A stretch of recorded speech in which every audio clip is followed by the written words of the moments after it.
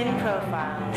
As an editor for Andy Warhol's Interview, the Los Angeles Herald-Examiner, LA Style, and Detour magazines, Joan covered the social set, the Hollywood hotshots, the international art scene, the mysteries of food, the excitement of travel, and the fabulous world of fashion. Joan continues to find creative people on the cutting edge who make things happen.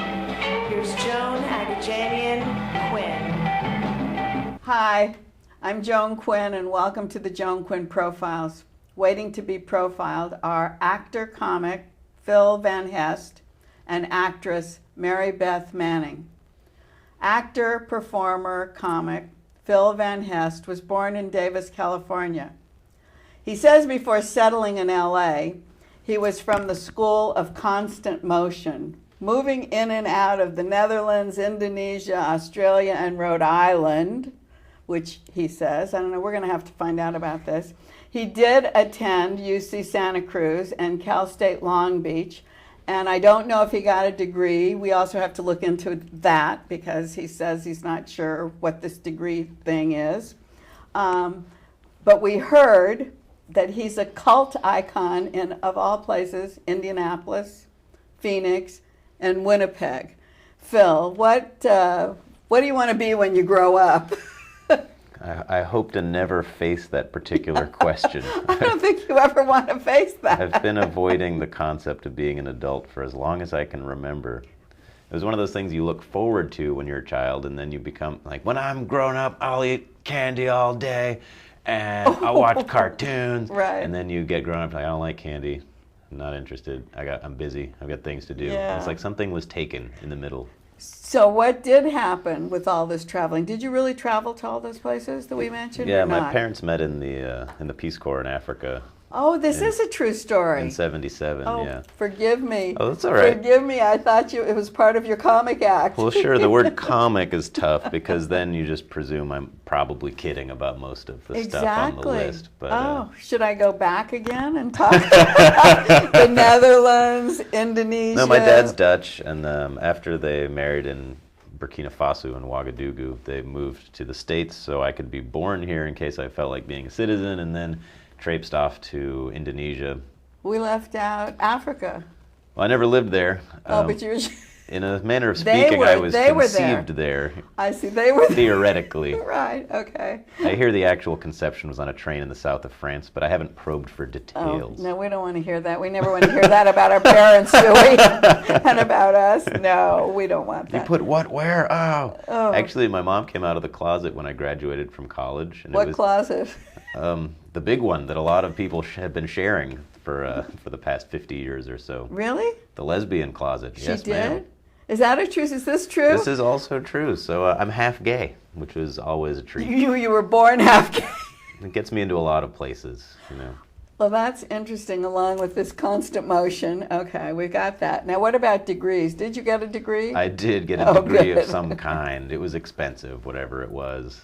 Theater, that's the one. Cal State, Long Beach, or UC Santa Cruz? I started at UC Santa Cruz, and we had a falling out, and then I went to Cal State, Long Beach. That's where all the drugs are, right? Yeah, the place I was living on campus was apparently the #1 party school, according to Playboy magazine, in 1979. By the time I got there in '99, it had calmed down a bit, but people were still trying to cling to their roots. But I remember the first time I went on campus or to some professor's house, somebody from the art department, they had marijuana plants growing in their backyard. Was it de rigueur? I mean, did everyone do that? We had a horticulture professor who was featured regularly in High Times magazine. And I don't know if you know, there's a Kush magazine in your green room. No, is he in it? Right next to the Golf magazine. Yeah, he's in it. Golf and marijuana. I was trying to get a bead on you while I was out there. Well, one thing that you do, and I don't know why you just write monologues instead of plays, because you are a writer, obviously, and you do stand up. Why do you just write monologues? That's just how I started. And then I got used to it. And you know, once you get used to something, you're kind of stuck. Can't break it. Yeah, all of a sudden you're not young enough to start on some whole new career path. I gave up baseball, I gave up piano, I gave up acting, and by that time, when I felt like giving up monologues, it was too late. I just had to stick with it. But do you write monologues just for yourself? No, good heavens. Oh. No, I suppose that would be a diary. I don't know. Well, that would be part of your performance. So we could call you a writer as well as an actor-performer, right?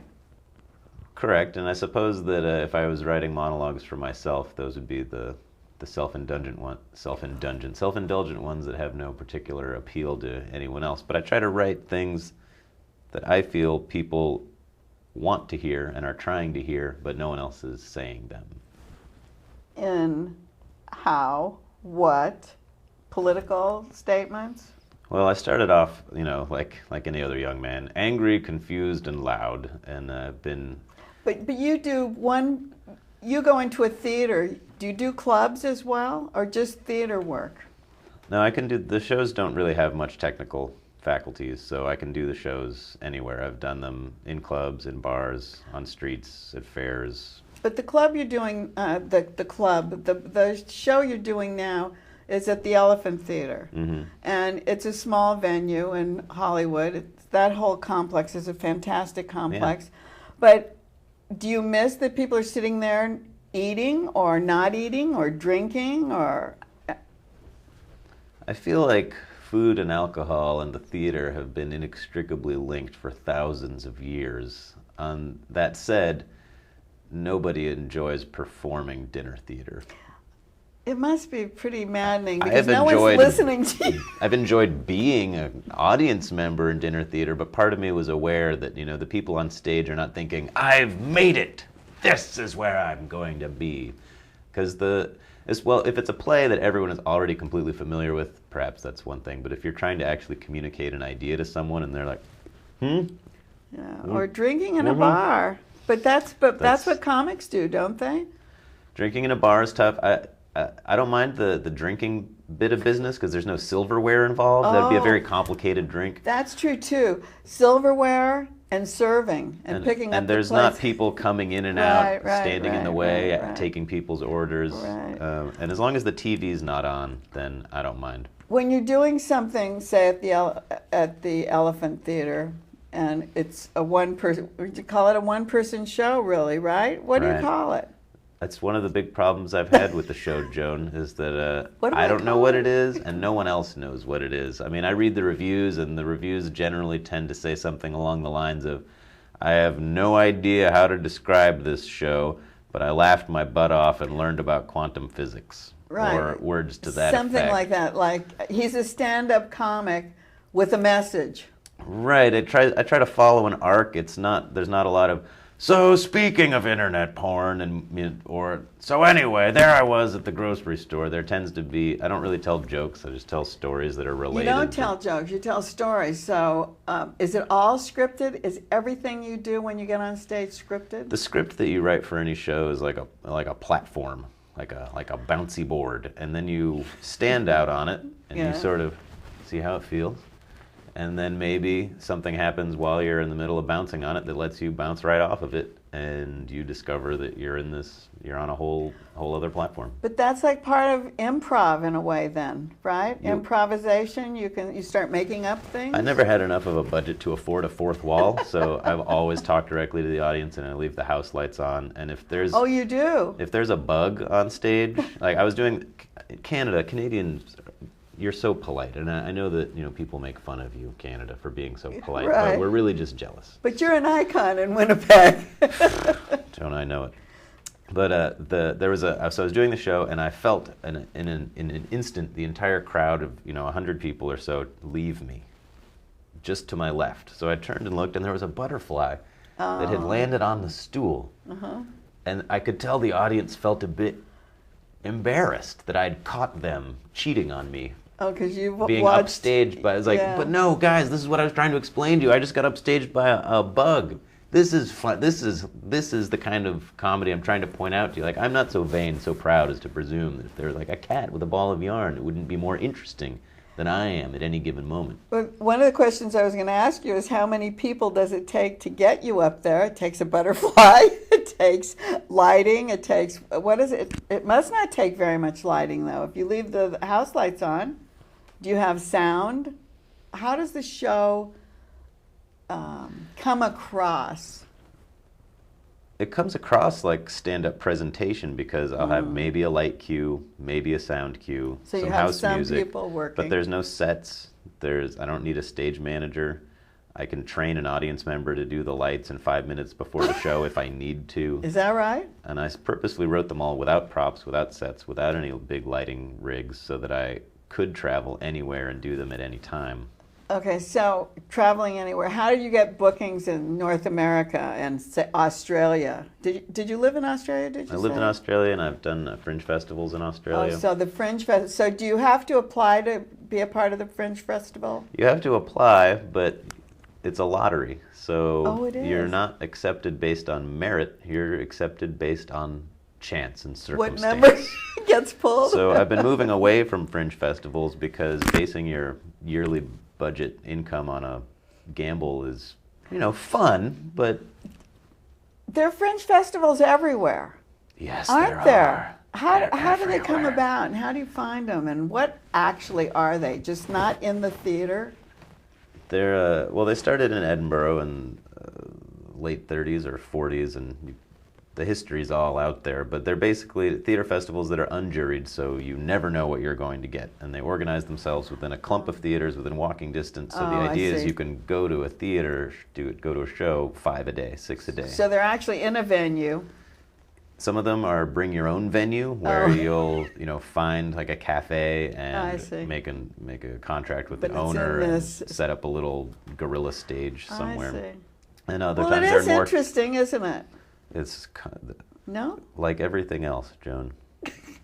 Like everything else, It it isn't is interesting? definitely interesting. It is There's no way interesting. around it. Yeah, I mean, yeah. tying my shoes is sometimes I'll get lost in the fascination of the All right. process. Okay. So you bring your own. I interrupted you, sorry. To the Fringe Festival. Well, you can bring your own. They have regular venues. They have venues that seat 300, 500 people. Awesome. And sometimes they will ask you for a bit of assurance that you could actually attract that many people I see. before they'll schedule you in those theaters. Well, if you're an icon in certain cities, you're going to be able to attract. One of the things I think at the Elephant, which is on Lillian Way and Santa Monica Boulevard. Yeah. Phil, Phil, The Void, and then you go on Nature Abhors. There's 3. Nature Abhors a Vacuum. Right. Comedy Over Quality. And Right. then what I'm doing right now is Fill the Void, The Great Brain Robbery. The Great Brain Robbery. And one of the things that I did read was that you have a rapid fire dialogue. Can't you And you- tell? And you teach your audience to think, that they actually have to think when you're up there. I don't know that I succeed in teaching anyone anything, but I do like to encourage an open process of awareness. I don't know how else to explain it. I think there's so much going on in the world that we're constantly bewildered as to what we should be worried about, because we should be worried about everything, apparently. And before we leave, do you wear a skirt on stage? I'm going to pull this aside so we can see your, Oh, yes. or maybe you want to put them up here. They're lovely. Your skirt and your mismatched socks. Do you wear that? Is this your costume? Or do you always, Nope. or is this your dress up No, for this is TV? special for you. Special for you, Joan. No, I wear this wraparound a lot because, coming from a sort of non-traditional family and living all over the world, men are allowed to wear skirts in other countries, and no one really looks at them funny. But I still find it fascinating that, from 5-year-olds to grandfathers, everyone stares at your legs when you're wearing a skirt in public. There was these 8 and 9-year-old girls in the grocery store. I was weighing these cabbages, or something, and they were looking up at me like, What is that? "Hey, what, you never seen a man in a dress before? This is what that looks like. Get out of here." And I think that they're more comfortable. If you're in a hot car with no air conditioning, this is a lifesaver. I feel like I mean, the show's not about the fact that men have been robbed of the ability to wear skirts in a socially acceptable manner in public, but it's just one of the sort of many things that, people don't realize they're allowed to do. I was talking to a lady at a party, and I mentioned that I had worn dresses on occasion, and she very earnestly inquired whether or not I had a penis. Oh, she went straight there. This was just the kind of worldview. This is great. This makes your audience think. And thank you so much for being with us, Phil. Well, thank you, Joan. Thanks, and don't go away. We'll be right back with Mary Beth Manning.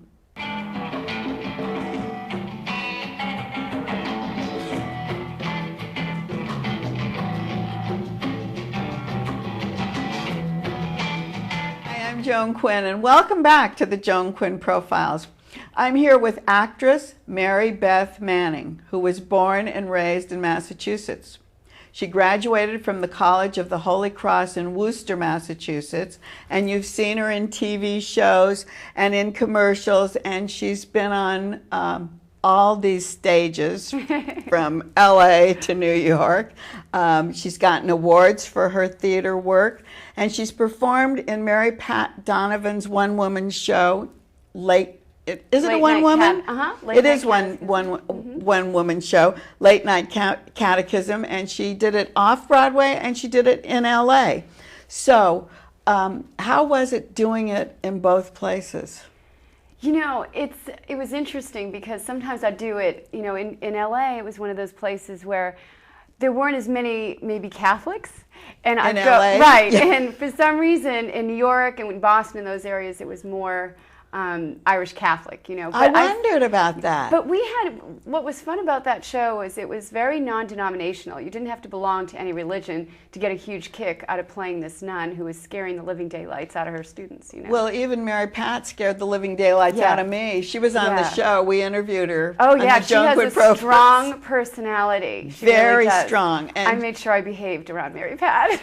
You had to. And the other thing is she would take charge and say, why are you asking me that question? Mm-hmm. Excuse me, I'm the interviewer. Right. I know. She'll just say it the way she, how exactly. she feels. So the audiences were a little bit different at the time. Yeah, I mean, one of the things that was fun about that show, like I said, was sort of universal.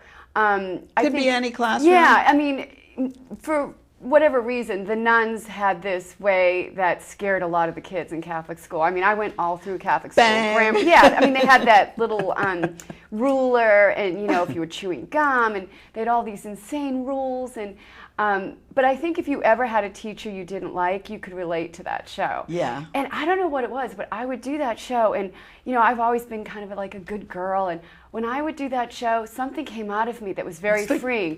And people would show up late for the show, and I'd be like, why are you late? In the corner. And these people would be like, I'd be like, yeah, you go in the corner. I don't know, I got this thrill out of it.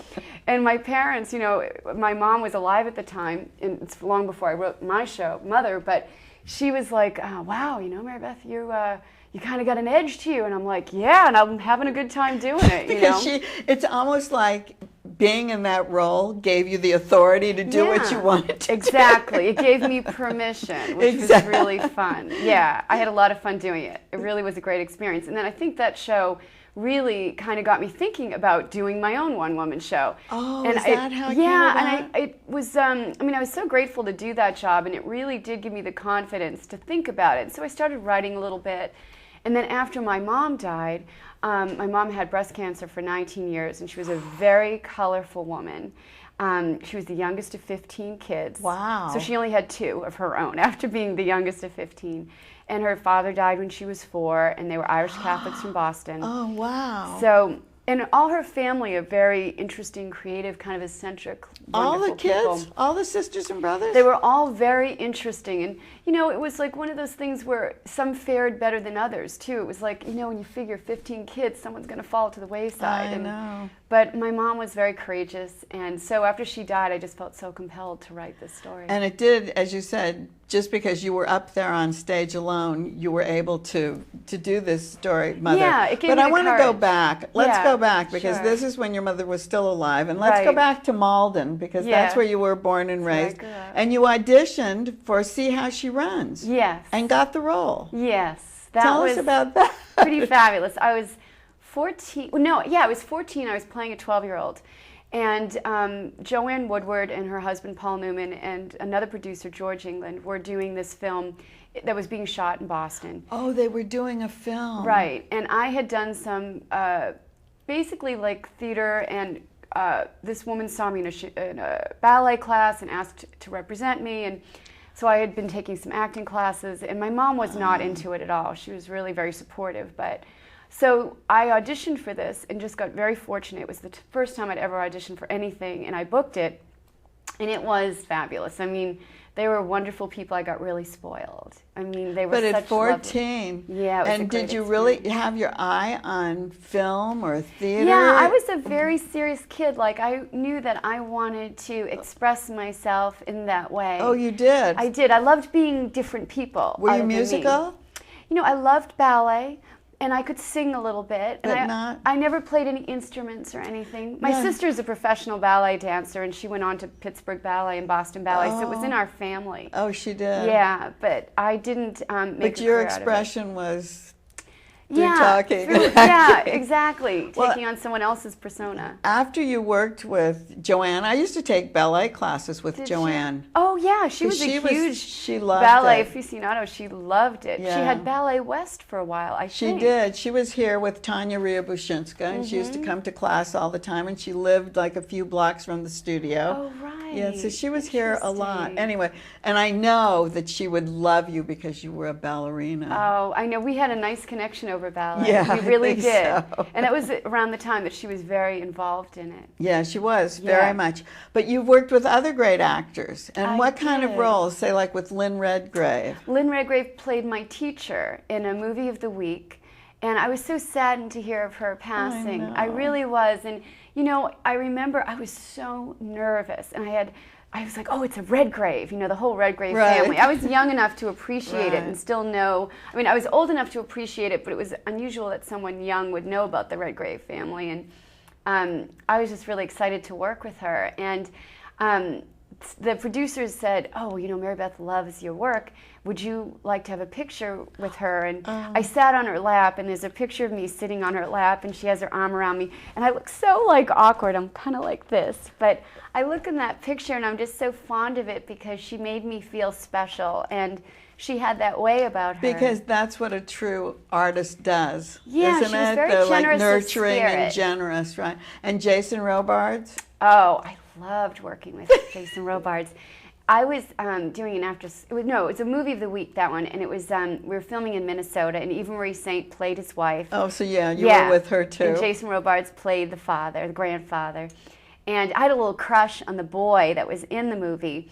And Eva Marie Saint knew it, and she was sharing with me stories about how she had a crush on Marlon Brando, and they did on the waterfront. And I didn't know who Marlon Brando was, but I knew he was famous, and so I didn't necessarily care about Marlon Brando so much. I was more interested in how did it turn out, because I was hoping it would work out with me and this little boy. And she's like, not so good. Don't get your hopes up with this guy. But she was great, and he was wonderful and very very down to earth. So you've really gone the circuit, like Judd Hirsch. Yes, I worked Was with him. that TV too? That was TV, and it was with Barbara Feldon, who was on Get Smart. Fantastic. Yeah, She's and beautiful. she was great. And then this actress, I don't know, Lalila Scala. Do you know who I she remember was? the name. Yeah, and she played the grandmother in it. And Denise Miller, who was an actress on a show many years ago called Fish, she was the other yes. girl in it. And he was great. I remember at the time he was saying he didn't have an agent, and he's like, I don't need an agent. They just call me. And I thought, oh, that's the kind of career I want to have. So they were very inspiring people. So what did you learn? Did you learn you didn't need an agent? I mean, you were No, with I all mean- these people. So what were you picking up tips? I'll tell you what I learned about it was that these people showed up and they did their homework, and they were professional. And I found the bigger someone was in the business, the more gracious they were. Yeah, It's the just- opposite of what you might think. And I realized that money or fame didn't have anything to do with where you were at. It had a lot to do with how you treated other people. And I think they got to where they got because of that. I think that's so interesting because so many people say that. And the people who are really important in their field of work Right. always are the most humble and make you do that. Yeah. And so I really realized that this was a luxury and a gift to get to play pretend and get paid for it. Yeah. So, But you won Dramalogue for Lib, was yeah, it? that was a play that I did. That was quite a few years back now, but it was an original play. And we had a great time. There was 3 other girls, all really gifted. And it was a really unusual play at the time, too.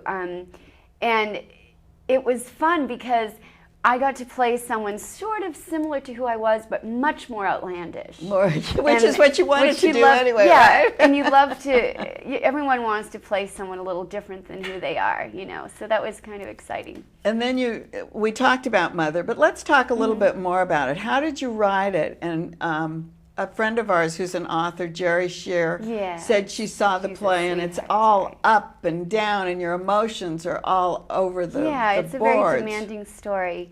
I didn't write it for it to be so demanding. In fact, after I wrote it, I thought, shoot, I'm the playwright and this is exhausting, But it's been so cathartic, the play. You started in 2009, and then in 2000, where was it in 2009? In 2009, it originated at the Imagined Life Theater, and my acting coach, Diana Castle, directed it. And it was, we had a great experience doing it, and she's a great teacher. And then I have now moved it to the Elephant Stages Theater, which is in Hollywood. 2010 and 2011? Well, I'm hoping to bring it to New York or Boston. That's my goal right now. And so I'm looking into different possibilities. I've had interest from different people. So did Diane Castle continue to direct it? Right now, it's sort of a works in progress. So she directed me in the original production, and what she brought to the production, I'm still using with this next production. But tell us a little bit. Tell us how it starts and moves. Well, it opens up with I'm a little kid basically, but I don't play little kid.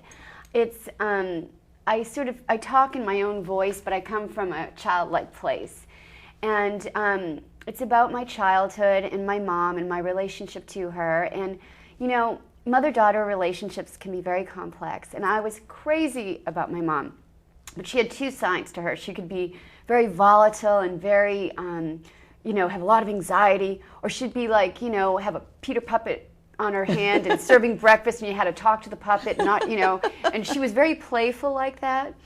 But I was always like, wow, which mother is going to be there today, kind of thing. And so what I realized later is that my mom just had a lot of fear, and I became a little bit of a fearful person as well. But what I loved about my mom was that she was very, very courageous, and she always had a sense of humor through anything that she was afraid of. And that sense of humor has certainly helped carry me through many difficult times. And my mother had breast cancer for 19 years.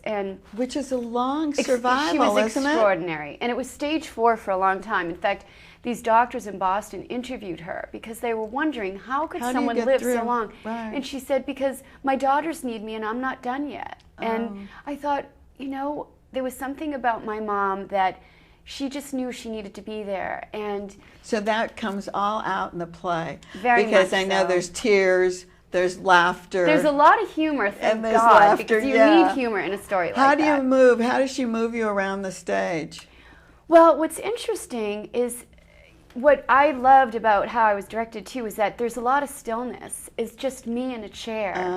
And the story is sort of propels everything forward. And we had some interesting dynamics of music and lighting. But that's why I wondered, do you use that? Yeah. In my second production, it's a little simpler because it's a smaller theater, so I've accommodated it to that.